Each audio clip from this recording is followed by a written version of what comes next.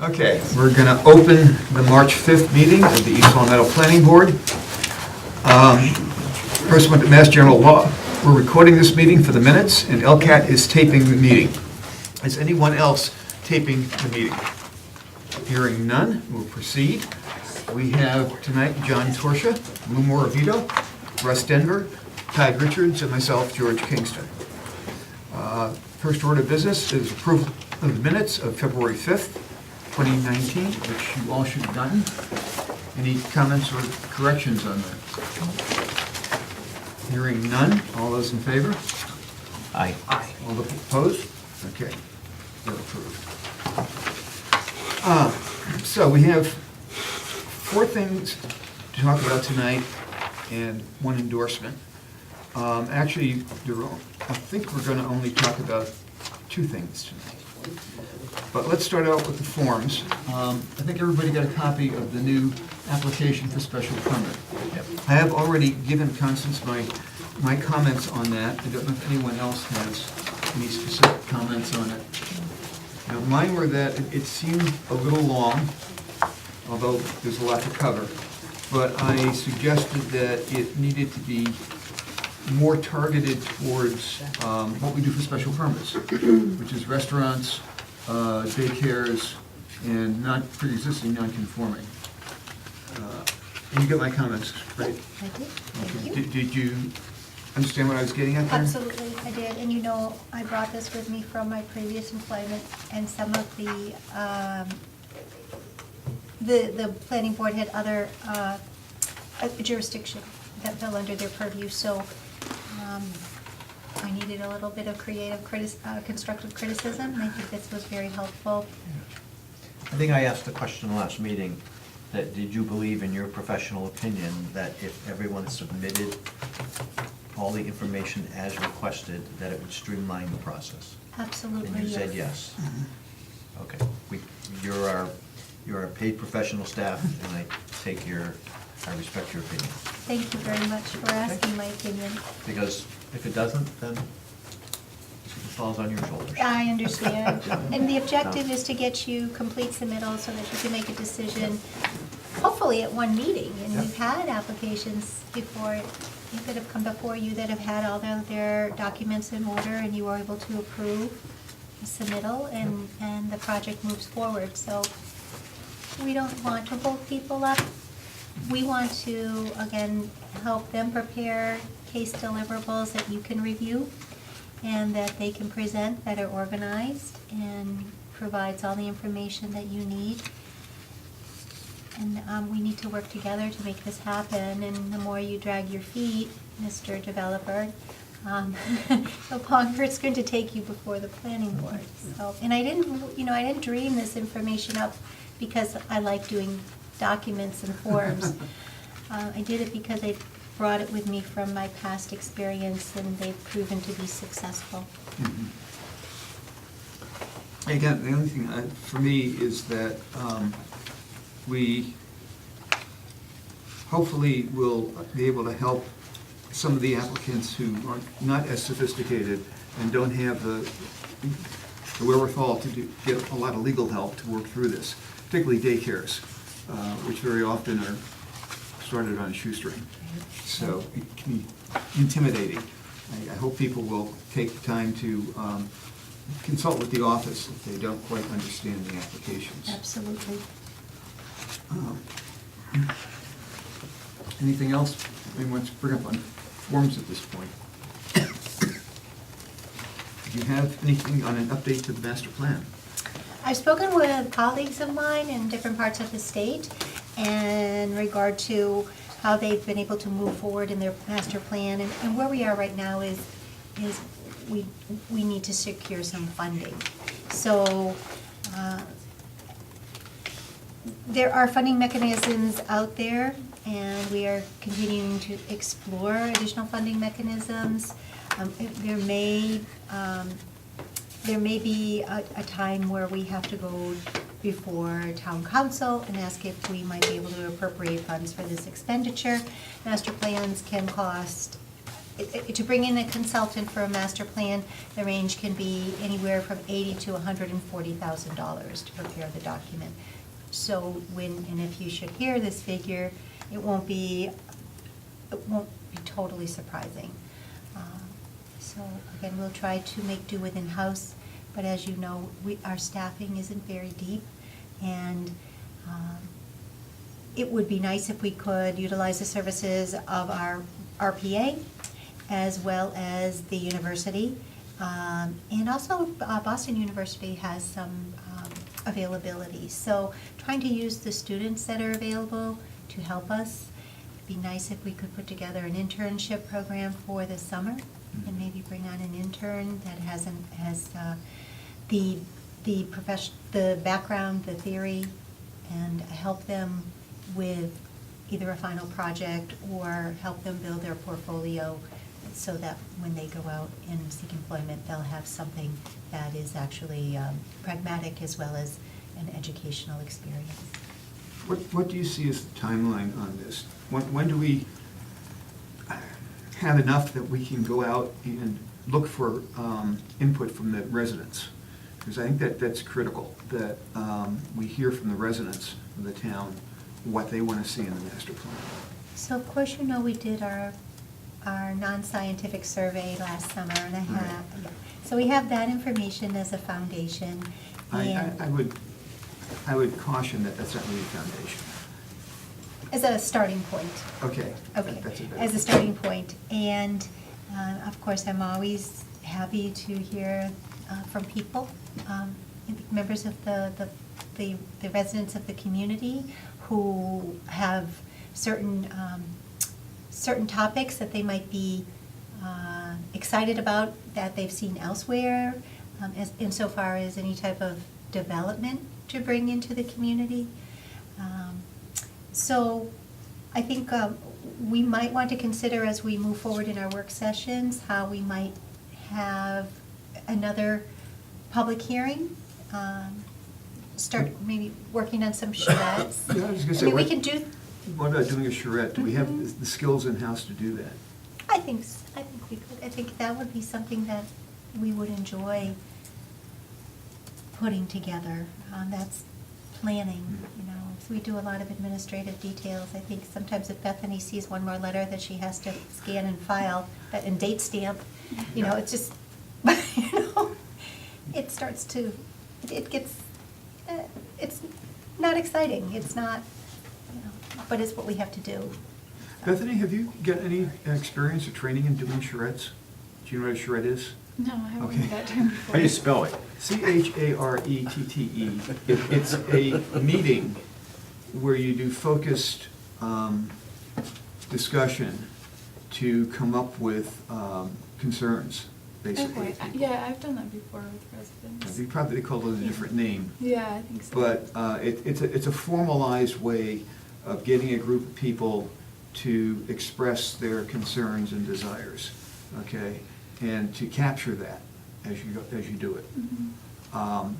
You can hire a very expensive consultant to do it, or you probably have done numerous of them, honey, so you know how they're done, and you don't necessarily have to hire a consultant to do No, you them. just have to listen. But they need to be carefully planned so that you get the information you're looking for without skewing it by the way you set it up. So that's the trick. So I think we need to think about that, getting, you know, on into the end of the fiscal year, maybe setting up something like that and seeing who shows up. I know we Seems did- like this thing's taking forever.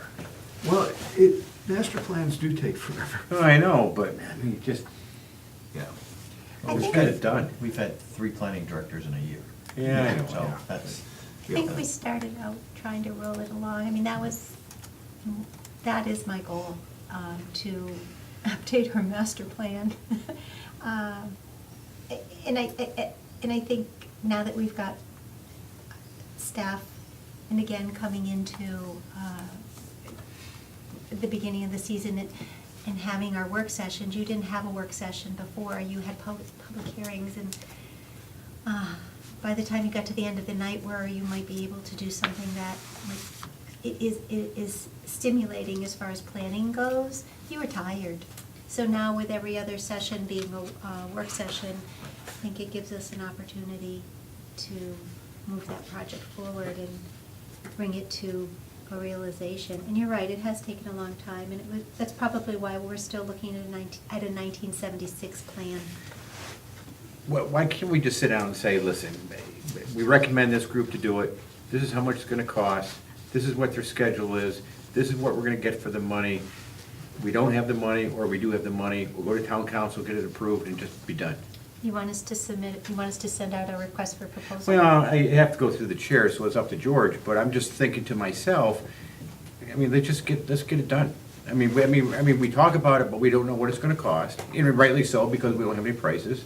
Okay. We don't know how long it's gonna take, we don't know what we're gonna get, but yet we keep talking about it. So why don't we just put down a list of stuff that is gonna be part of the report, and submit it, and hopefully we get funded, and off we go.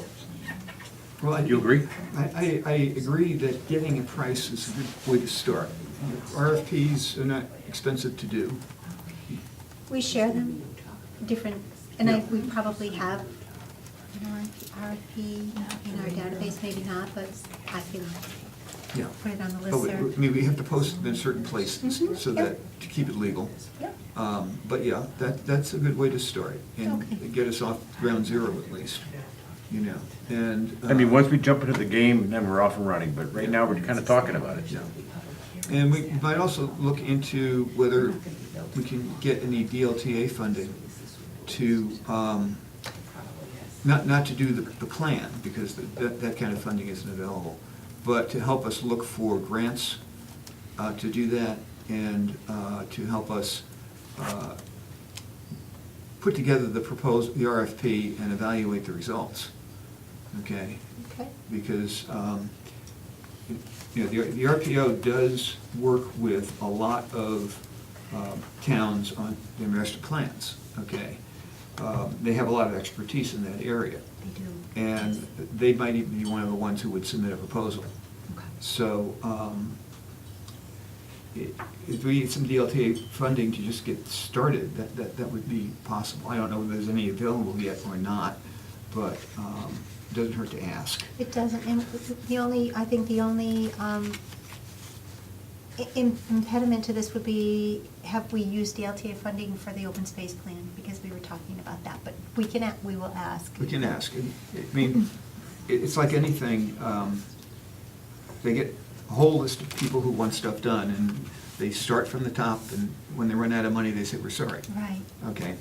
And for the folks who are listening, DLTA is technical, is District Local Technical Assistance. so it's grant money that our regional planning agency, which is Pioneer Valley Planning Commission, I don't want to say offers us, but they provide for their membership. It's actually state money. Yeah. That is administered by the Pioneer Valley Planning Commission.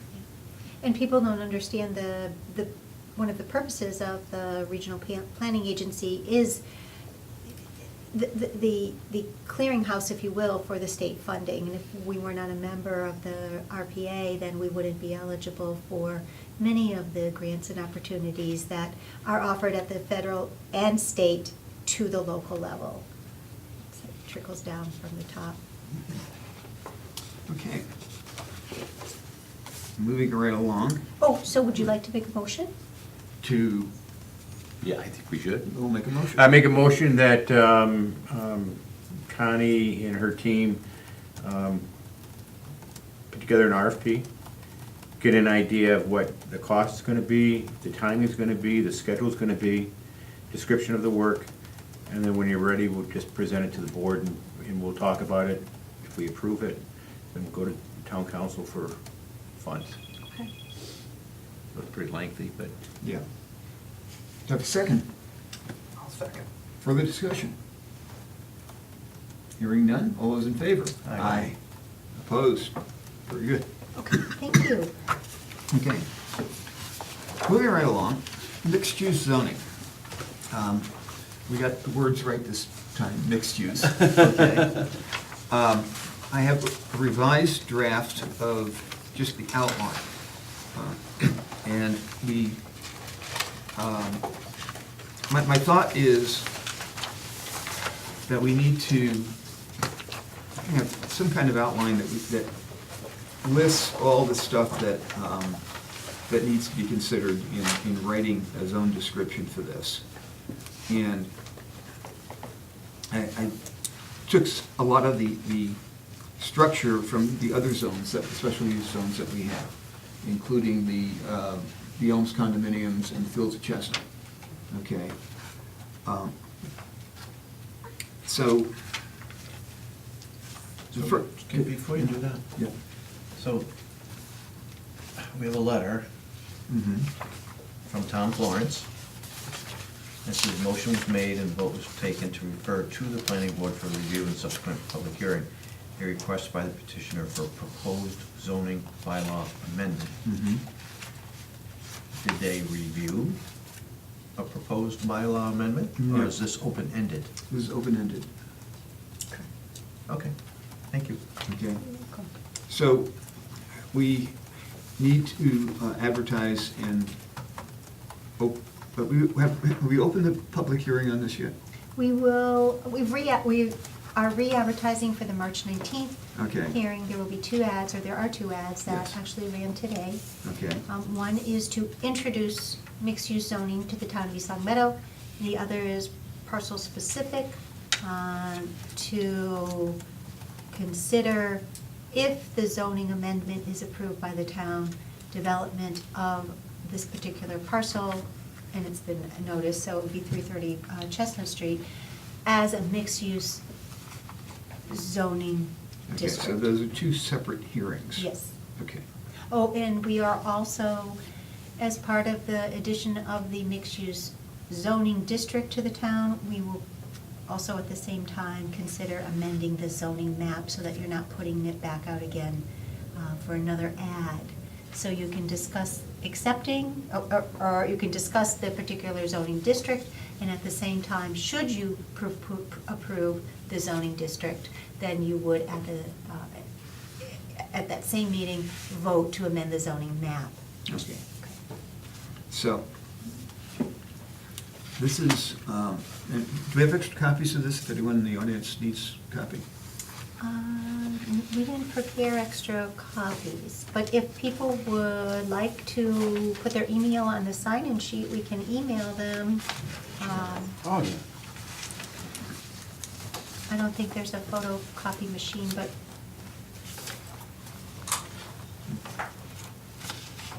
Thank you. George, I have a question. Now, would that have to go, if we're gonna change the zoning map, would that have to go to the town council? Yeah. Yeah, all right. Because the zoning map is part of the zoning bylaw. Okay, so all of this needs to go to council eventually, okay? The only thing that would not need to go to council, unless we wrote it that way, would be the actual project proposal, which would be site plan and special, well, if we choose to do it, special permit here, okay? So, sorry. Based on, so, again, this is an outline. It's not cast in stone, and it's just a working document that we can talk about. So let's start at the beginning. First thing it says is mixed-use development shall be permitted in a mixed-use district only upon issuance of a special permit with site plan review and design review from the planning board as specified in section 7.2 and 7.4 of the East Long Meadow zoning bylaw. There's, that ing should not be there on Easting. Anyway, so this is one of the fundamental things, is do we or do we not want to put projects under special permit? And the reason I suggested this is everywhere else I have looked at mixed-use districts, Ludlow, Chicopee, haven't been able to find anything from Wilbraham yet, but they're all under special permit, which is the way to get a better control over the particular project. And I don't know how people feel about that. And wasn't this really a bone of contention with the town council? Yeah. They would wanted a prefer a special special permit. permit. Why would you even be thinking about not having a special permit? Well, because that was what was proposed last time. Yeah, but, So, okay, so Yeah. tentatively, we'll leave that there. So, but I do have question. Yeah, So, it says, so with site plan review, which I get. Yeah. And design review. right. And when I first came on this board, there was some discussion about a design review committee. Right. So. It's in the would- bylaw. Yeah, and would we need to create a design review committee to oversee this? Or are you asking this board to do the site plan and the design review? It depends on how the board wants to proceed. It could be done either by the planning board, or we could appoint a design review committee. It could be like a mixture, perhaps, Yeah. of board members and. It could be. But the question is, are we going to be able to recruit a design review committee? That's my concern. That's the And concern. And in the bylaw, does the design review committee have final say? They recommend to the planning board. To the planning board? Okay. Yeah. Okay, it's not just getting bodies to be on this design review, it's qualified bodies. Yeah. Right. And my feeling is that it's just, I think it's gonna be really hard to get a quality group together to do the job, so I'm thinking we should be doing it. Well, again, it may be that going forward, we get some interest from people to be on a design review committee, now that there's something to review. I mean, part of the problem is we haven't needed to do design review, except for Center Square, probably. Yeah. I'm not saying that any of us are experts in design Right. review, but what will a design review committee have that we wouldn't have to be able to do that job? Well, the credentials, if possible, are someone in architecture or landscape design, someone owning or operating a business in East Long Meadow, an at-large member, and one member of the board of directors of the East Long Meadow Chamber of Commerce, which doesn't exist anymore. It's the east of the You river. basically got one guy, whoever the architect is in the group is gonna be the design committee, the rest of them are gonna sit there and listen to what they should do. Right? Probably. Okay. Yeah. So why don't we just do it? Well, again, the point being that, do we want to do design review? And I think from the town council's point of view, they want to see design review. So the problem I have is, so it almost appears, because Mhm. we've not had a design review committee in place, God knows, some of the buildings that have been put up, we could use a design review. Yeah. That we're almost putting it in place simply for a mixed-use project. So, I don't like that idea. I It's think- project specific. Well, let Yep, me sorry. finish. So I think my point would, I know it's project-specific, but boy, there's some that, if we had known what they were gonna look like. Oh, yeah, no, I'm in You know? agreement with what you're saying. So I guess to me, it's more of a timing issue. Mhm. You know, are we raising this because we're acting on the mixed use? My feeling is that the town council would like to have the design reviewed, to make sure that it is compatible with the town. Okay, that it doesn't necessarily look like Framingham, let's say. Okay. Be careful there, mister. George, who would put the committee together? I mean, if there was gonna be a committee, which I know we're supposed to have one, but who puts that together? The town council puts it together, or the town manager just appoints people? No, I would think that our department would recommend to the town manager to names to be appointed. Do you agree? Yes, and I think I had mentioned previously that when I first Thank you, sir. started, I had sent, not only in the reminder, but we had posted on the website that we were seeking design review team members, and we had a response from one person who wanted to be an at-large member. I have 2 degrees in design, so that's actually my strength. My strength is not other things.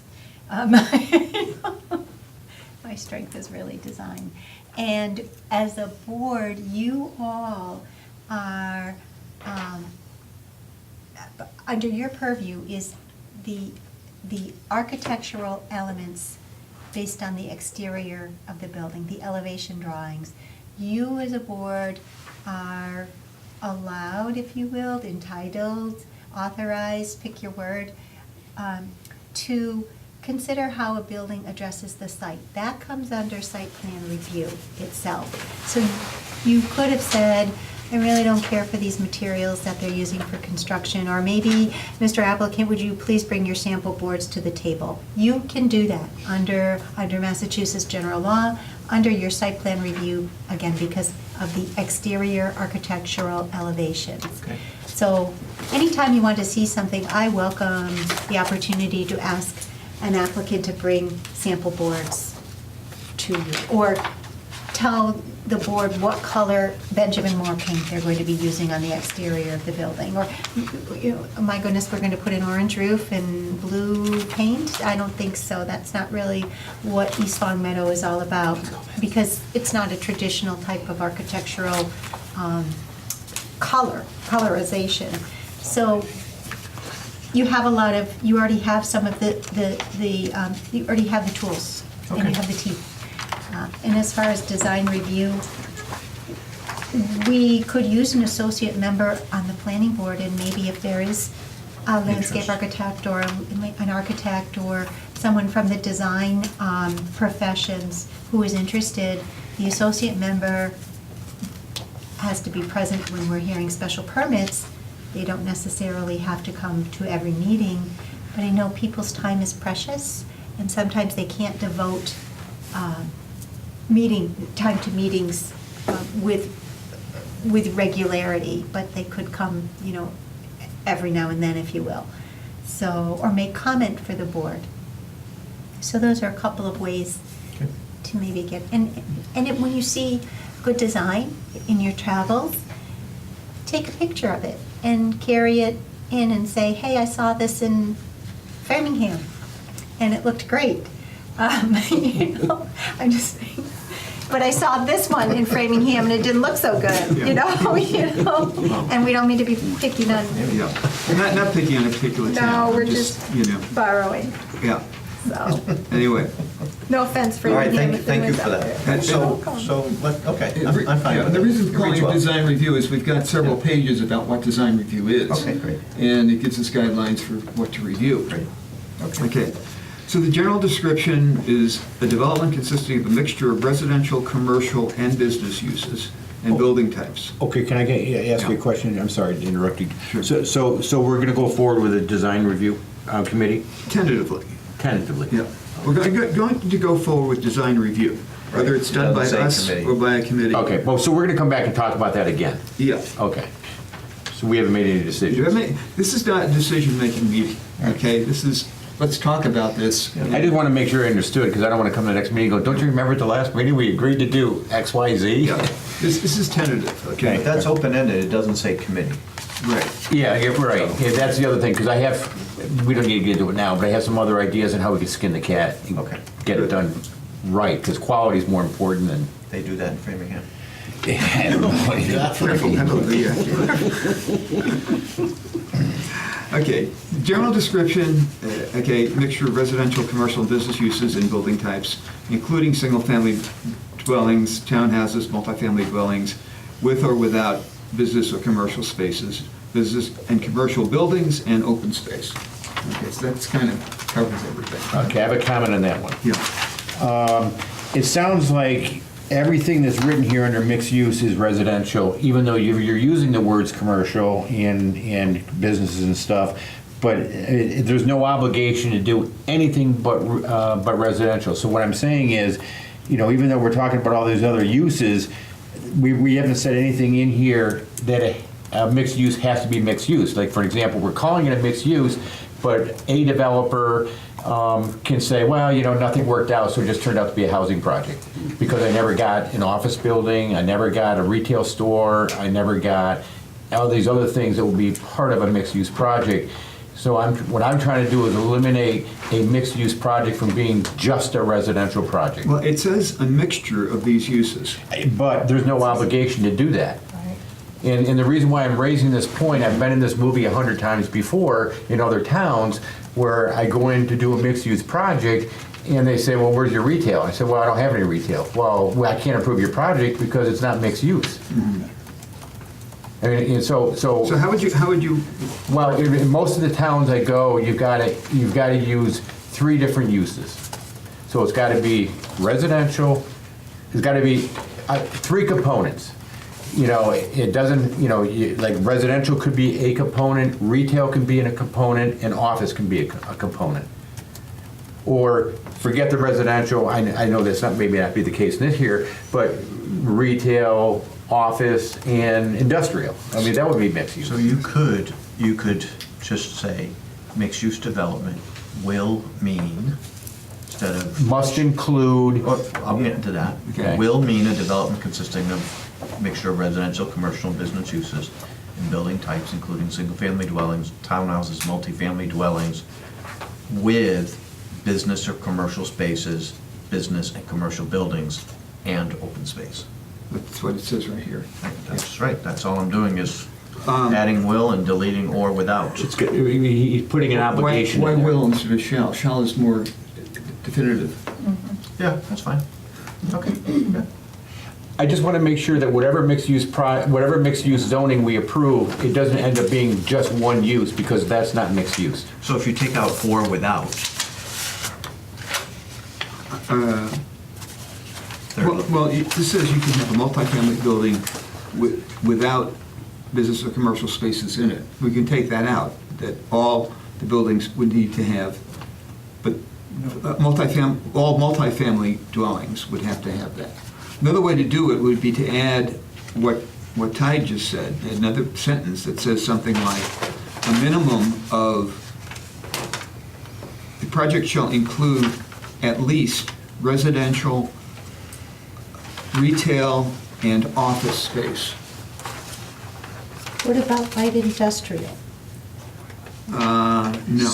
Making soap, making dog collars, making. I think it could be more than just these 3 uses, and I don't know what the list would look like right at the moment, but I think it should include 3 from the list. So for an Okay. example, if you have a list of 6 uses, make sure at least 3 of them are in the project. These So should 3, there- I mean, I'm talking concept right now. yeah, Yeah. of the allowed uses. Okay. Now, keep in mind, obviously, if we didn't have an obligation in here, all of a sudden, basically, when you're done, all you did is some developer came in and changed all the residential zoning in order to do something, and said, forget it, I don't need the rest of the stuff, but at least now I got something that doesn't already exist here for a residential project. Okay, so the development must include at least 3 of the allowed uses as defined in table 3.1. Yep. Okay, good. Good, So restaurants would be included in that, right? Mhm. Yeah. yeah. Now, the purpose of the bylaw is to allow a number of uses as outlined in 3.1 in a single development to allow for greater variety and flexibility in the development of housing types, and I stole a lot of this, by the way, integrated with business and commercial uses. Reduce vehicle trip miles by providing services within walking distance of residential units. Provide additional housing, which is in line with what the state wants. Promote the preservation of open space. And one of my objectives is that this, in return for higher density, okay, that there needs to be dedicated open space as well. So, promote development of legacy industrial sites, which is what we're doing. Okay, so those are the sort of general purposes of why we're doing this. If you have any others, I'm happy to add them, or if you don't like any of them. George, do you think that there should be exceptions put in there too, under the general description, like industrial, like soap making or? Well, that would go into the table of uses. All right. Okay? If we wanted to include light industrial, then we would have to put that into the table of uses. So, is it only going to be, well, you know, we specifically call out redevelopment of legacy industrial sites. So our planning director at one of the last couple of meetings raised the issue of the Rotary and all of that property. I mean, how do we feel about I don't think that. defining that? I think that's a separate Okay. issue entirely. that if at some point we wish to do town center zoning, overlay district, that mixed use could be considered a part of that. Okay. But it would be a totally different type of district Okay. from what we're doing here. I just wanted to bring it up. Yeah. We call it like the overlay district. Yeah, Okay. okay. It was proposed quite a few years ago. It did not get approved, but we could revisit that. Okay. Do you want to narrowly define one of the purposes as being to promote the redevelopment of legacy industrial sites, or maybe, or brownfield? Do you want to include brownfield? Maybe you don't want to say legacy industrial sites, because again, if you wanted to move off-site, you've got to go back and revisit this bylaw. Well, yeah, that's the idea, is to, the original proposal was to limit this to the industrial garden park and industrial areas, okay? So the purpose of this is, in fact, to redevelop those legacy industrial sites. I would not use the word brownfield because there are legacy sites perhaps that are not brownfields. Right. That this would be appropriate for. Oh, so I wouldn't just say or, legacy industrial sites or brownfields or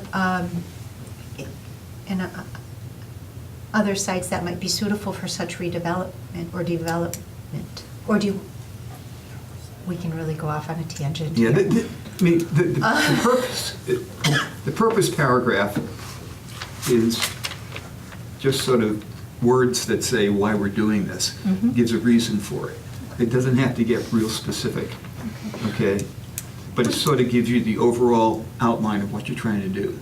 Would you consider a legacy industrial site, a site along the former rail corridor? Yes. Okay, okay. All right, which this is a connector, Yep. this Yeah. particular parcel. But I'm thinking, as I drive up and down Shaker Road every day and I look over at the different buildings, you know, some of the buildings, at some future time in history, people might decide that they become functionally obsolete and maybe we should do something about them, you know, the individual landowners that currently. Yeah, well, again, But, and I think I'm just thinking Yeah. ahead because I do, yeah. yeah. Okay. Okay, so uses. In general terms, single-family dwellings, townhouses, multifamily dwellings, and do we want to, not tonight necessarily, put a limit on the number of units per multifamily dwelling? And what that number might be, we can talk about number. John's nodding his head. Yes, yeah, I think that's a good idea. Maybe yes, maybe no. I'm thinking in my mind, probably yes. But in any event, what kind of a number might you be thinking about if we were to put a number on a dwelling?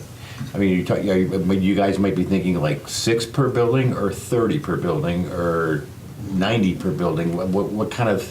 I mean, we're not going to come to that conclusion now, but I mean, there's a big variance in what number can go in that blank. Not like, I like agree. 30 per 40,000 square feet, something specific like that. And I don't even have a clue in my mind what I like right now, or what I'm thinking right now. But I'm just want everyone to remember that this is a huge Yeah. thing to think about. Absolutely.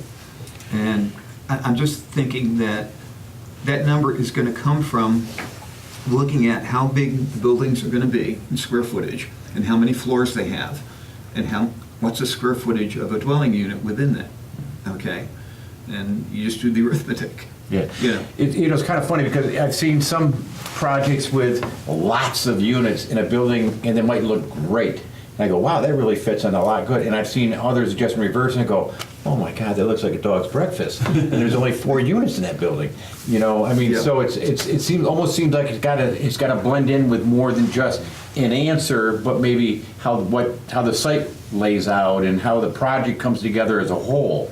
Well, that's why I think we need to think about a maximum, and then for the project, the developer will come in and say, okay, within those guidelines, this is how many I plan to put in each building. Okay. Okay? Just so that you don't end up with one huge building, you know, that covers an acre all by itself, or an acre or more, you know, and,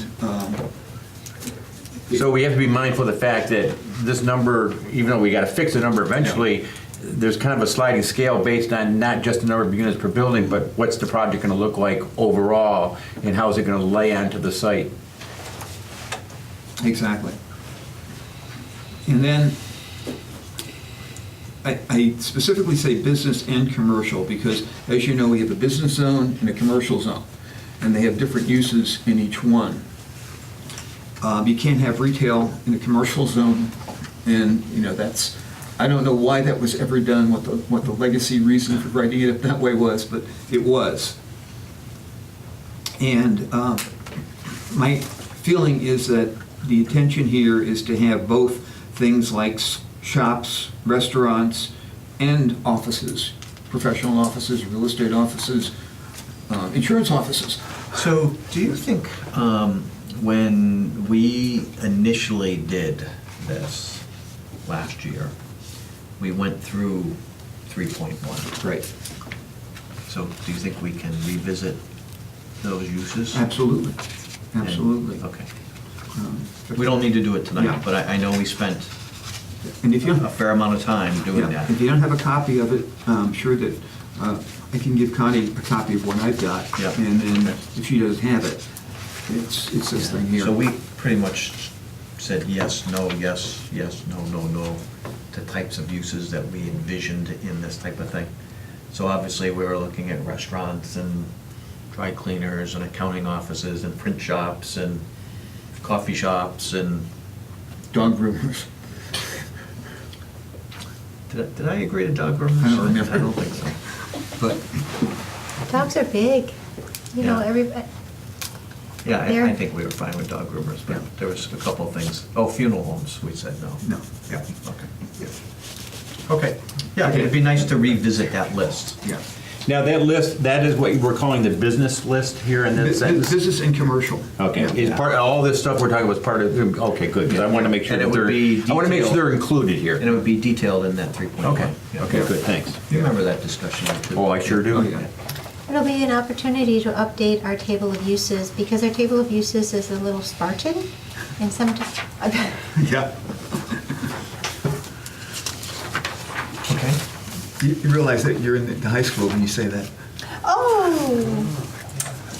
All right, I hope I got a laugh from the audience there. Okay. And then it's a specific use, recreational and open space, including community buildings. Okay.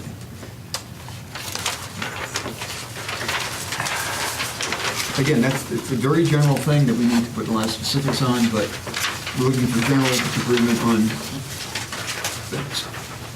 Okay, density and dimensional regulations. First thing, minimal parcel size. So tell us what the discussion at the town council was about this, because I remember hearing Excuse me. that they wanted something of size. Yeah.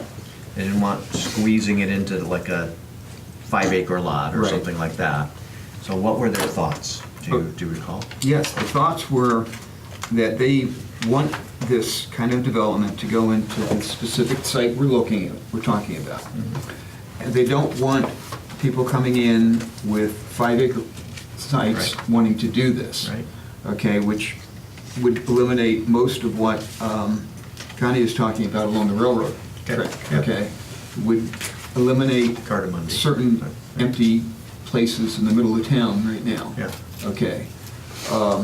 Again, that could be revisited in the future, but for the first development, they were thinking, the choice really was 20 acres, in which case there could be possibly 2 separate developments on that site, or 40 acres, which would be the site. And so we need to think about, 40 acres is a good-sized site. There aren't a whole lot of 40-acre sites left in town.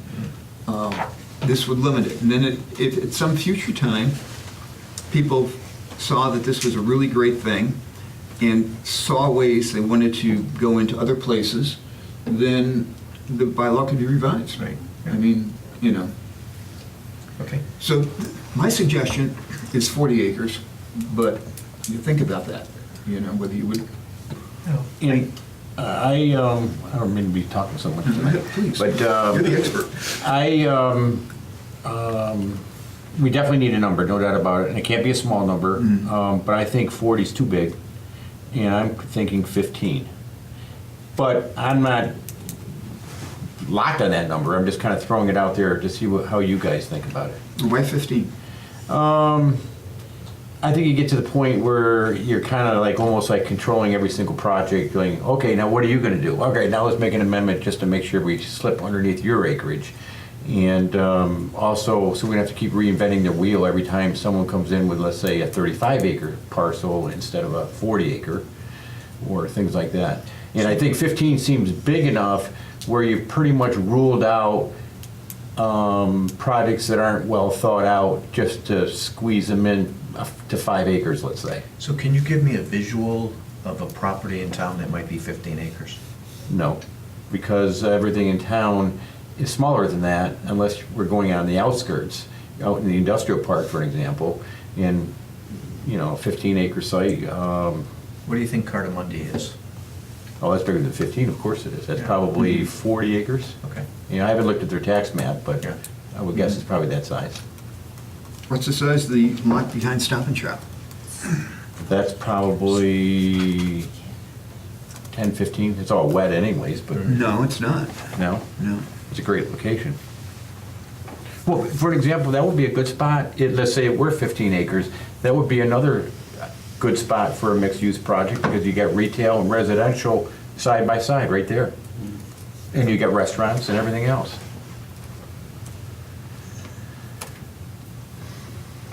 It's a possibility, you know.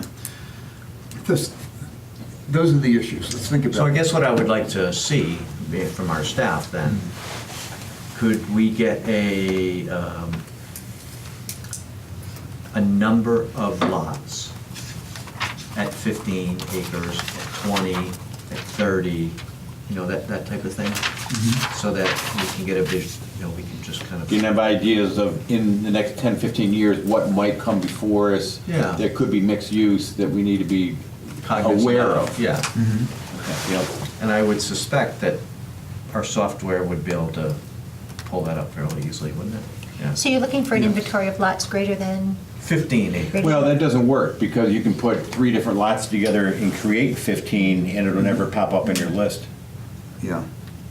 I think if we take a look at the zoning map, once we get in, you know, just looking at the zoning map and getting an idea of the scale, because none of the parcels are identified on the zoning map, but you can see. But we've kind of further defined that because we're looking at industrial legacy sites. So that brings it much Yeah, smaller. That's true.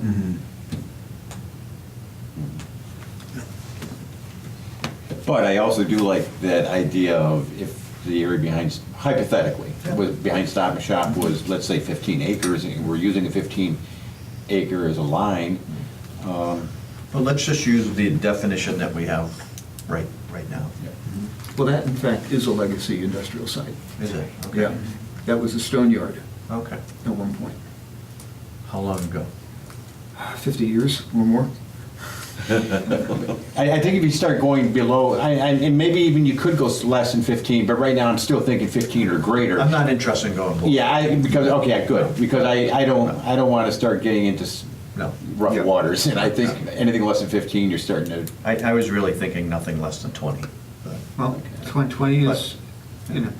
So I'm at 15, but 20 would be fine with me too. Yeah, but I would like to see that inventory, just Yeah. to give us a, So we have suggestions of 15, 20, and 40. You can think about that. Density.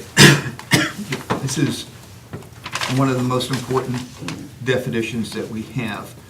The developers for this site had suggested 10 to 15 units per aggregate acre. Okay, meaning if you have a 40-acre site, you would have between 400 and 600 dwelling units. Okay. For comparison, the most dense single-family home zoning we have is 8 units per acre. And senior housing, okay, the senior housing projects are 25 units per acre, maximum. Okay. And who has that? What, how, what? Brownstone, the Quarry Hill, okay, those places. But for the most part, I'm aware of Yeah. Brownstone. Yeah. So they have 2 floors. Yep. I think that the developer last year was thinking 3 or 4 Yeah. levels. So you get another problem, though, that we gotta be thinking about as well. I don't mind going up to, more dense, but the other side of the coin is, we gotta make sure that there's gonna be enough parking for every one of these units that's gonna sit within the acre. With the senior housing, it's not really an issue, because most of the people living in the senior housing don't have a car. Oh, untrue. Well, okay, but not as many as would. I know that well. Yeah. Okay, but not as many as would who be Yes, living in this yeah. kind of a project. Yeah, many less 2 per apartment or 2 per Yeah, living space. yeah. More 1 for 1, yeah. Yeah. And remember, we're talking about per aggregate acre. Yeah. So if you have multifamily dwellings, you could have a lot more than 10 Right. per acre Mhm. where they're built, but then you would have dedicated open space to compensate for that elsewhere on the lot. Okay, and that's part of the reason for doing the mixed use, is that you would end up with open space that was dedicated for the residents to use for recreation, or just to be buffers in open space. And then you'd have the more dense, really dense part of the development, which would Yeah, be yeah. more than that. I would think that 10 per acre would be a reasonable number. I think 15 gets a little high. But again, it's something we need to think about carefully, okay? And the other thing we need to think about is, just because you're allowing 10 per acre, doesn't mean that the first year they start building, you're gonna have 400 units, okay? No, typically, It takes a while. you phase things, because you put in some units, you sell them, and then you put in the next phase. You don't want to have, acres of empty buildings. It doesn't look good and it doesn't work well. Yep. So, it will happen over time. But the developers had suggested between 10 and 15. I happen to like 10, but, think about what your number might be, and see what we can come up with. And think about, you're right, the parking, how much parking that's gonna take. And we also have roads and everything else there, so. Okay. Okay, for dimension and setbacks, thinking about some maximum building footprint, I don't know what that would be in square foot. Ty, you probably have a better idea for what. Yeah, well, I mean, once again, we got the same issue, because, how many story is it, how big is it gonna be, how many units is it gonna be, Yeah. before we have an idea of what the footprint is, so, we'll have to come back to that, think about that, Yeah. and come back to that. And again, maximum height, whether it's 2 stories or 3, probably not 4, okay? So, again, I want to hear what town council had to say about, from my memory, there were Mhm. some issues about the height. Yeah, So do you recall what town council had to say? they didn't want really tall buildings, okay? I mean, that was basically what What it came does down that to. towers? Well, I don't think they. What do they define as tall? Yeah. 3 story or 4 story? 4, 5, 7? I think 3. So it sounds like what you're saying is the town council thinks 3 might be okay, but 4 might not be? Again, I don't think they were that specific, Okay. okay? So they kind of said, we're concerned about height, and you guys figure out what height means? What they don't want to see is something that looks so large that it's out of proportion to anything else in the Around town, okay? Now admittedly, the building they're replacing is huge and ugly, okay? I'm sure they'll make sure it's smaller than what's there now. I would hope so. It, Could put an airplane in there. sorry, Could put an airplane in there. They did. I know. They built them. And do people know, do many of the townspeople know that that was a former Pratt and Whitney site, and that's Yeah. where they actually manufactured their airplanes? World War I, World War II? Or two. Yeah. So it really sounds like we're probably, and I know we're not there yet, Yeah. but we're probably between 3 and 4 stories, and we just gotta figure out if it's gonna be 3 or if it's gonna be 4, because it's definitely not gonna be 5, and it's not gonna be, probably not gonna be 2 It's either. definitely not gonna be 5. All right, so, And it's not gonna be 2, because it's not gonna be feasible, of course, Yeah. so, so for we're. the okay. development. All right, so we have an idea what we're thinking about. But, Yeah. but I wanna go back Yeah. again, because we did have lengthy discussions about this. So do you recall what we put in our initial proposal to the town council? Thank you for keeping all of these. I never throw anything away.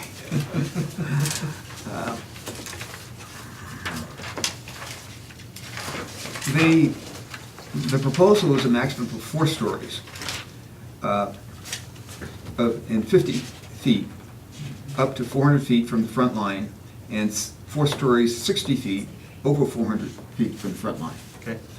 And that received negative feedback. Okay. So 3 might be acceptable. And I would have to check and see what, remind myself how tall you go in a story. But 3 stories is probably no more than 40 feet. Do we usually give 10 feet per I'm sorry? story? 10 feet per story? Well, it depends on what you have on the first floor. If you've got retail, you probably have more than that. But for resident, it's usually 10 feet. 10 feet, yeah. You might also consider stepping the building so that you don't have a mass that you're looking at. You have something that looks more like Yeah. that. Yeah.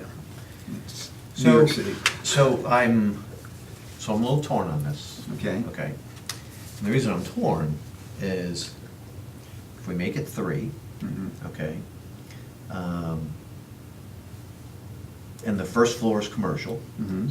/ business office or whatever, I think you're really kind of reducing the amount of residential that you would put on the lot. Which is okay. Well, I don't know how feasible it might be for the developer, in that Well, situation. what you're really reducing is the amount of open space you have. Well, that's another concern. Because you need more buildings. Yeah, that's Okay? what I want to avoid. Yeah, the taller you go, the fewer buildings you need. And the more open space and, Right. yeah. Yeah.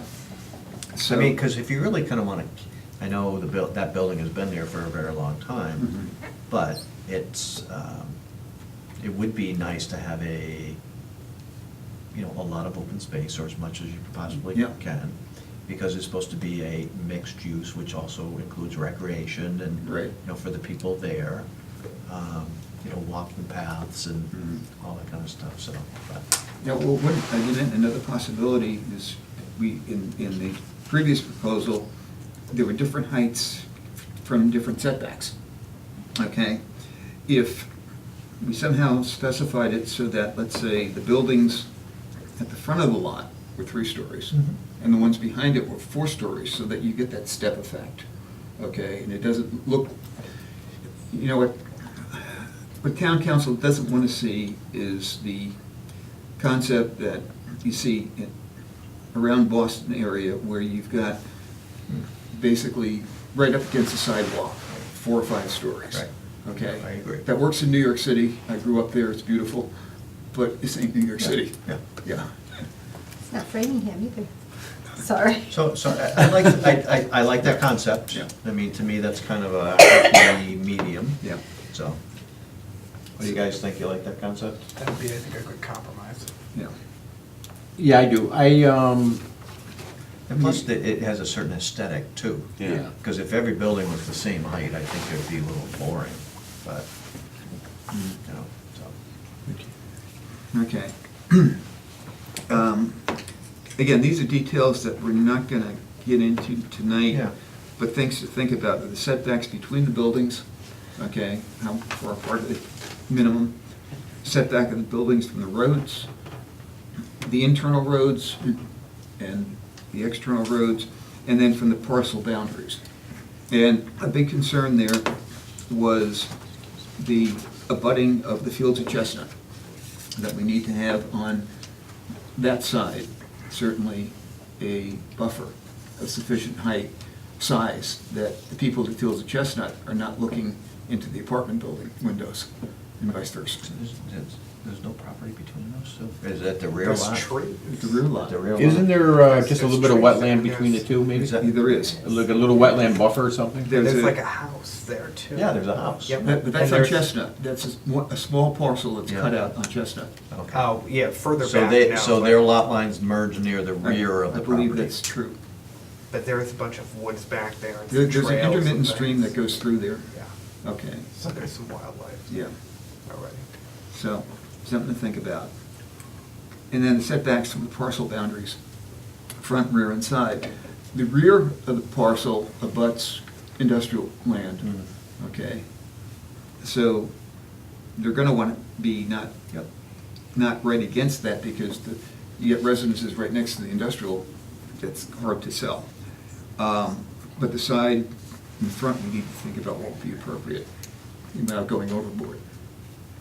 So the setbacks between buildings, setbacks from roads, I would suspect that we would need some feedback from a developer, Yeah, because I would think they'd be in the best position to say what works and what doesn't work yeah, for those two Yeah. things.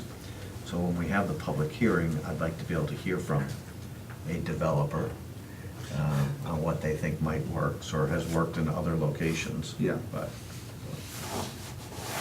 okay. okay. Utility requirements, definitely public water and sewer, okay. Parking circulation, spaces per housing unit, we've heard 1.5, we've heard 1, we've heard 2. I think we settled on 1.5 last time around. Okay, stop right there. Let me think about this for a minute. Also, what is gonna matter is how many bedrooms. A one-bedroom, hypothetically, 1 car, 2-bedroom, hypothetically, 2 car, 3-bedroom, still 2 cars. Just to kind of think in this through in my mind a little bit here. I mean, I like 2 cars per unit, but I don't think that's necessary for a 1-bedroom apartment. I mean, I think it's overkill, and it puts an extra burden on a project that doesn't need that. Agreed. All right, I'm just thinking out, Yeah. how to skin that cat, so to speak, so that it makes sense. If you're also having more young professionals going to a potential mixed-use development, they might not have as many cars as people that are more middle-aged or older may Yeah. have. Or they may not have a car at all. And we need to think about, In East Long Meadow, you need a car. I mean, there's Uber. there's Uber. Yeah, but they may be out of business in 5 years, so who knows? Right? Maybe, Maybe, something maybe else not. will I hit don't it. think they're going away, though. It's caught on. Get flying cars. So right now, there's a push to bring the rail from Boston to Western Massachusetts. And if that should happen, We'll be long gone. you know what, people say that, but I don't I think that we have a desire to move from point A to point B more efficiently without the road congestion that we see. And it's really difficult to get, to travel the Pike during commuting hours without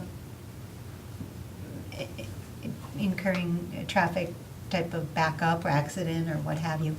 So some communities will bring rapid bus in to move people from their city into Boston.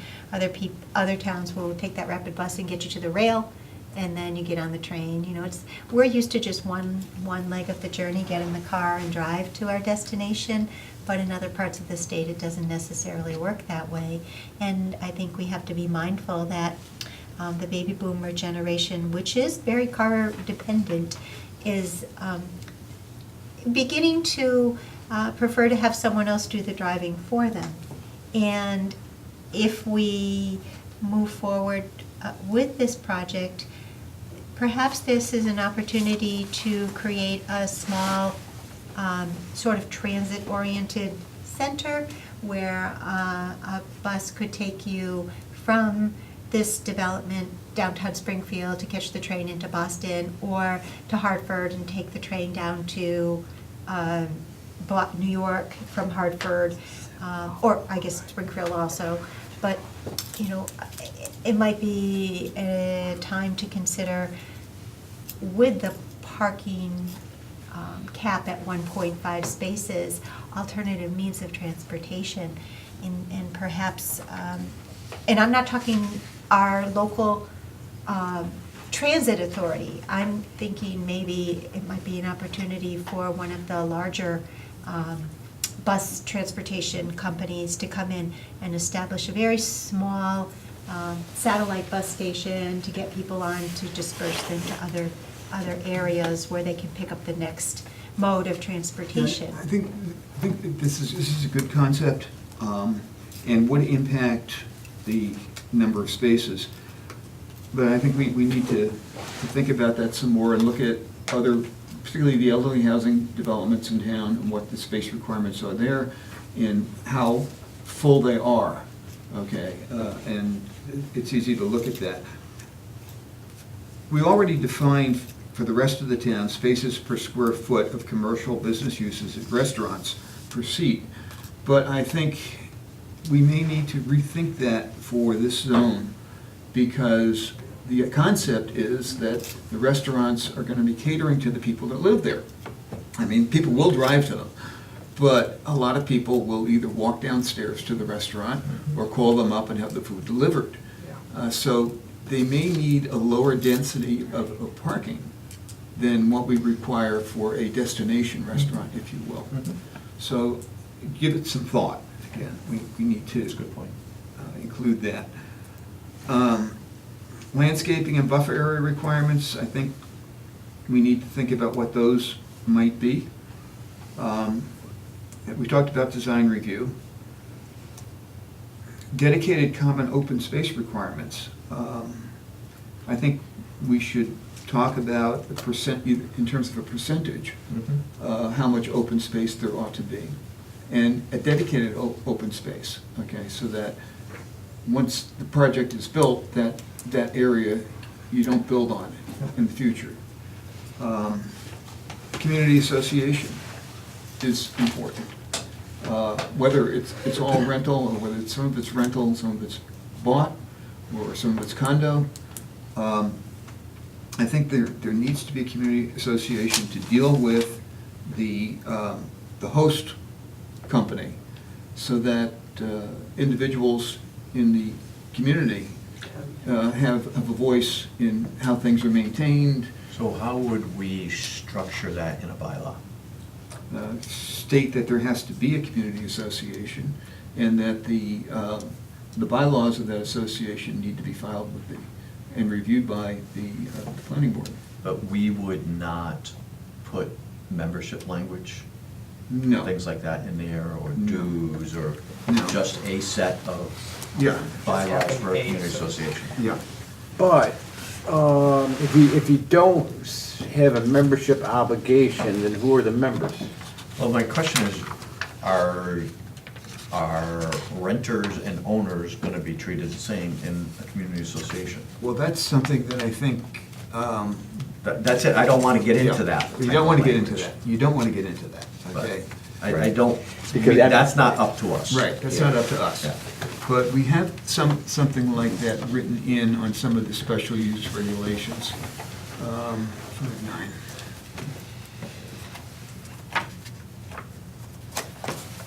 I think it's under your garden industrial, excuse me, your golf residential, isn't it? Yeah, but also the,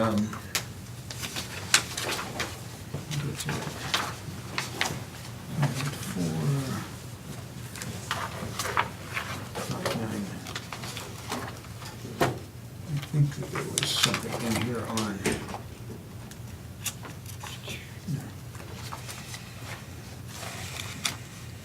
I don't want to waste time going through this. Well, I just don't want to get too deep, Sure. I guess, into Yeah. what the components of the bylaws are, the Oh, obligations. no, and no, things like no. that. Well, Yeah, but- for instance, under planned use residential, okay, which is the Elms, planned unit residential, an owners association shall be established requiring membership of each lot. The association shall be responsible, well, in this case, the association was responsible for the communal maintenance. Yeah. Now, again, in this case, some of the units will be rented, some of them will be sold, is my understanding. However, Yeah. hypothetically, there could be a situation where nothing is sold. 100% of it becomes rental, the apartments, the retail, the office, whatever is part of it, which means now, how do you identify who's who's a member of the association? Because in that scenario, the only member technically would be the owner, the landlord. So we So he'd be should, policing himself. we should write about this in terms of owners. But if there are no owners, other than the. Well, then if there are no owners, that becomes moot. But if there are owners, Okay, so what you're saying is if there are no owners, it's 100% rental, then the landlord is gonna be the association, Right. and he's gonna have to manage his own property. right. But if he's selling off units, okay, either as condos in a multifamily unit, or as townhouses or single-family dwellings, then those owners need to have some input on the maintenance of A the say. common Okay, space all right, I that got you. they hopefully have some right to. You know, if there's community room, for instance, if I buy a unit there, I would expect to be able to use the community room. But then I would have to probably pay some kind of a fee, or an annual membership, if you will, or whatever you want to call it. And I would want some input as to how things are maintained and so on. Okay, gotcha. So that's why that's in there. And I took that right out of planned unit residential. Yeah, I'm good. I just wanted to think that through in my head. And procedures and pre-application review for projects, as in section 5.39. And then additional provisions to think about, and these just brainstorms on my part. Do we want to talk about accessibility requirements? Or do we want to rely on the state accessibility rules? Just rely on that, okay. I would rely on that because they'll change, and Yeah, they if will. you don't keep pace Yeah. with, yeah. Yeah. Maximum number of bedrooms per housing unit. So that's an interesting question.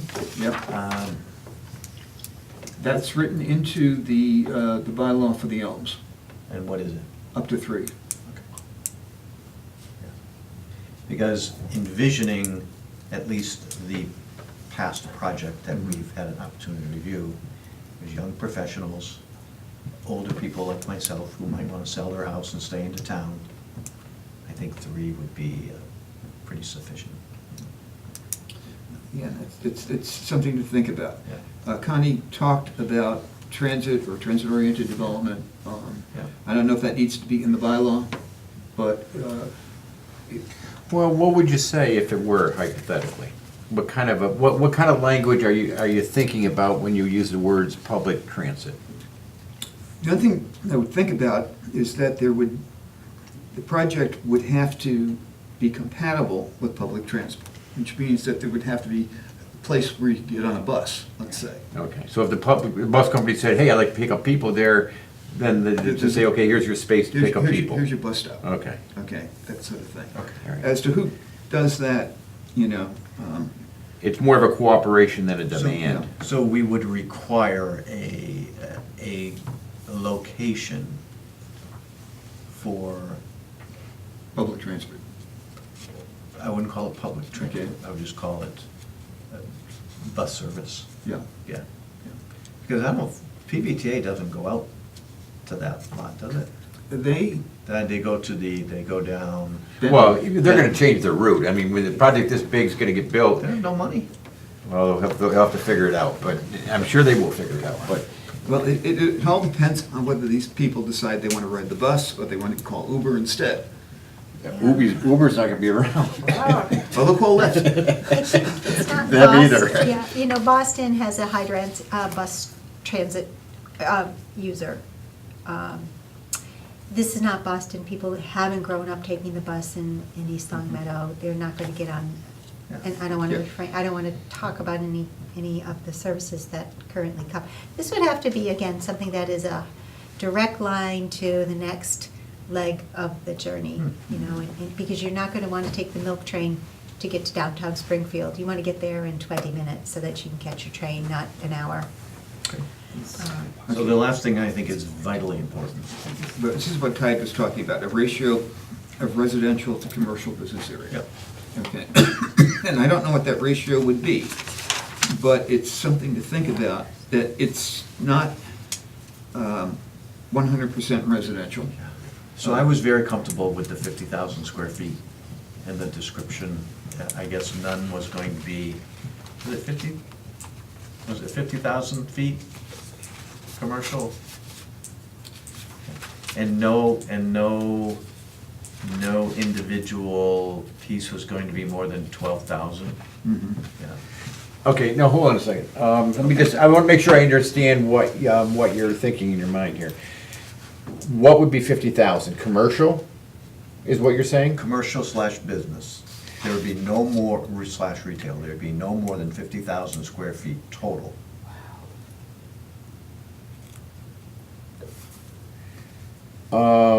Maybe yes, maybe no, but what makes you think, why are you thinking about 50,000 as opposed to 20,000 or 100,000? 20,000, I don't think you can have enough businesses to actually service 400 I agree. units plus whatever. I agree. And I think 100,000 is probably more than sufficient. Because then I think 100,000 starts to get into, you're in a business environment. Okay, now. And it almost gets overloaded with businesses.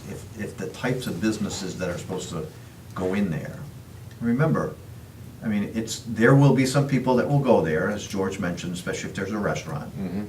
But I guess the intent was it's going to service the 400-plus units that are going to be there. Now, another way you can think about doing it, and I have no idea. And I know this is your Yeah, thing. is a percentage of space as opposed to a fixed amount. So like 10% will be commercial, 40%, Yeah, 50% will be residential, that way too. Okay.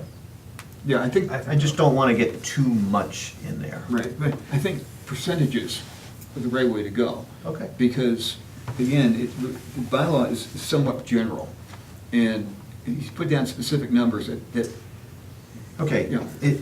but we go back to your point of view where, or your comment about we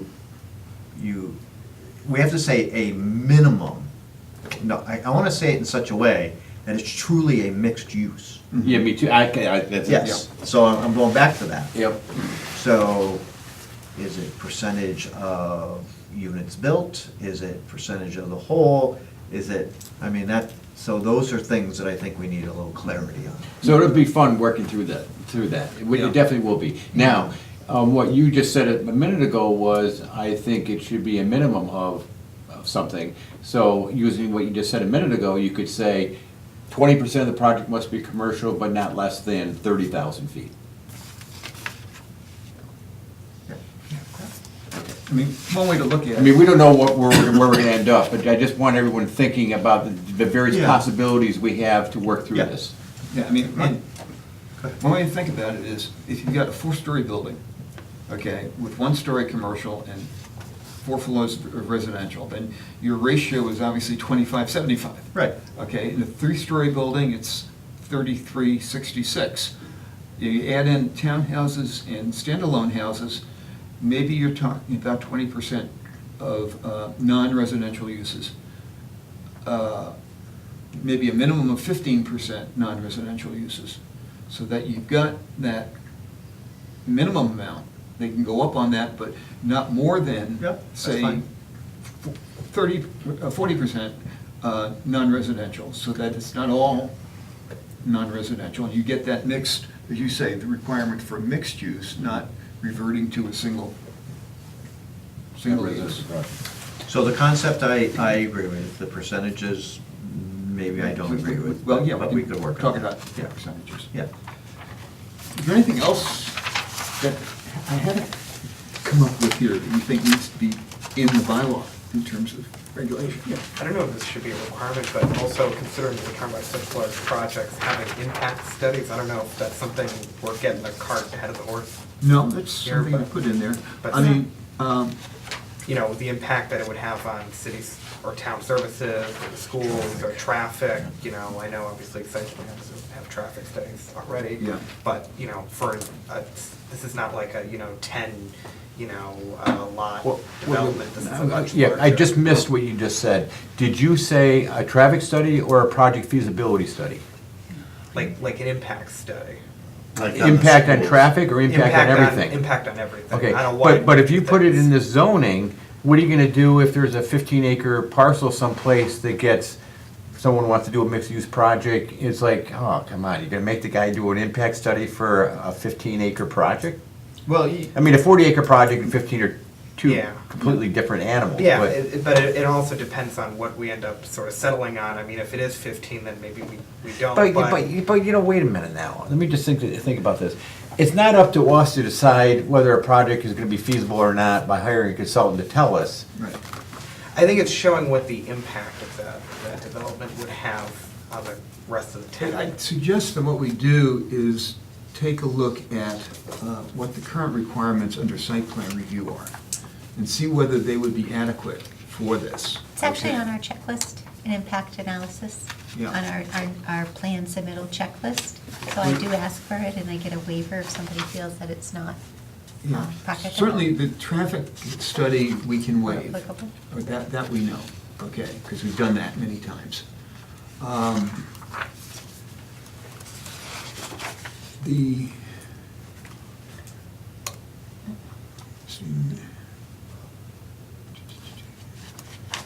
there is, aside from the traffic study, and the stormwater management, there really isn't anything else in site plan review in terms of impact. But maybe that's something we need to look at in site plan review, okay, rather than in this specific bylaw. Because already for any development right now, we have to look at the impacts on things like water and sewer, for instance. Are they adequate? Because some big developments can overwhelm our infrastructure, we know that. Yeah. And so we do that now. Stormwater, obviously, we do in the stormwater bylaw. So we need to think about whether that should be in site plan, really, rather than in this bylaw. But it's a good point. It's a good Yeah, point. just something Yeah. to raise, Yeah. and the other thing just that's been talked about is like the impact that it would have on the schools, Yeah.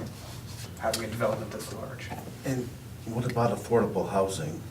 Should that be, You can't talk about that here, All right. in the bylaw.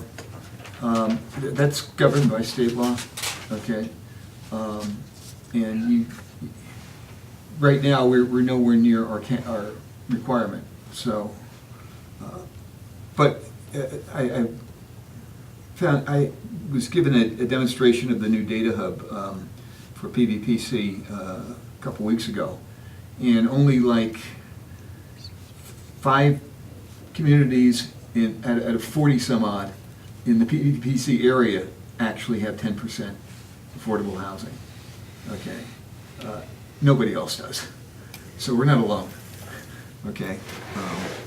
But that is, and again, the question becomes, in a project like this,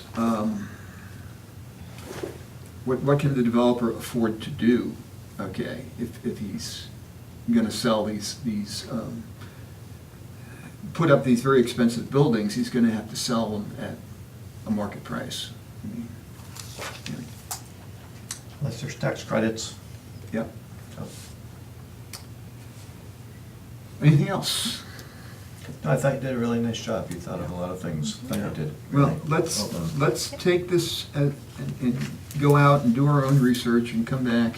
And when we reconvene the work session on at the beginning of April, hopefully we get a little more specific and get closer to having something we can present. So could I maybe amend that a little bit? Sure. So,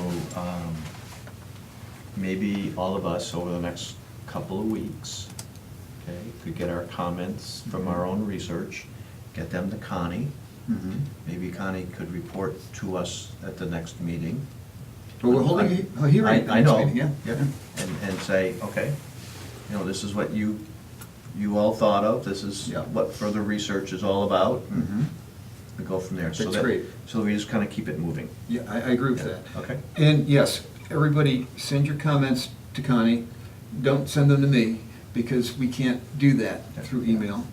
She can consolidate them and then get them back to us, and then it's not, you And know. I did read the materials that she Yeah. sent along, very interesting. So, Mhm. yeah. Oh, yeah. Now, George, do you have this in a template? Yeah, I can email it to you. Yeah. Yeah, easily. It's in Word. Yeah, So I that'll can be email good, it that to way there I everybody. can put in my comments. Yeah, in. yeah, exactly. Thank you. I will do that. Okay. Maybe if you keep, just keep working off of the same, all of you, this mixed-use draft that George prepared for this evening. Mhm. We will add some of the comments. Do you use Google Docs? Are you comfortable using Google Docs? Yeah. Okay. That way we can share it. And it'll be live. And likewise, the mixed-use research and information, if you just keep adding to that, everything will be in one place. The one that I sent you via email, we'll upload via Google Docs, and you can just add to that. Does that make sense? No. No? Okay. The reason being that in Google Docs, okay, if I make comments on the document, it shows up to everybody else. So you can only really do that at a meeting. I see what you're saying. Okay, and then okay. Yep, Yeah, got it. you know what I'm Okay. saying? We did that for open space, but we all sat around the table at an open space meeting and individually made our changes, and everybody saw them, and then somebody else would come in and change the change and so on. But it was an open meeting. Right. Okay? We Okay. do that from home, it's not an So we open won't, meeting. yeah, we won't upload anything to Google Docs. We'll just email this to you, both the mixed-use district draft outline that Yeah. was discussed this evening. Right. And you'll have it, and then you'll just bring whatever you have, and comments that you have, you bring it to the next meeting, or email it. Bring it to the next meeting, email it so that we can create a document Mhm. that is updated as we go along, okay? Sounds good. Okay. Okay, we don't have anything under zoning bylaw amendments or revisions. We have to endorse the Hills of Chestnut. Yay! Is there any other business anyone wants to bring up? Then we can adjourn and endorse. Thank A you. motion to adjourn. So moved. Have a second. Second. All those in favor? Aye. We are adjourned.